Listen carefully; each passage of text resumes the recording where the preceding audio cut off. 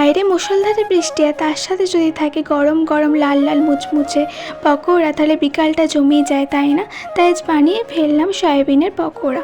তো সয়াবিনের পকোড়া বানানোর জন্য প্রথমে সয়াবিনগুলোকে গরম জলে ভালো করে ফুটিয়ে নিয়েছি।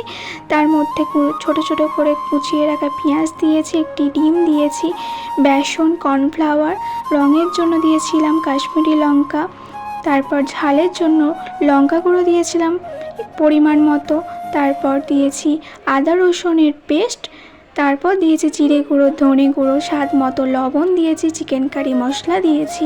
তারপর ভালো করে একটি পেস্ট তৈরি করে নিয়েছি। তারপর 15 মিনিট রেস্টের জন্য রেখেছিলাম। তারপর সাদা তেল দিয়ে পকোড়াগুলোকে এক একটা করে ভালো করে ভেজে নিলাম।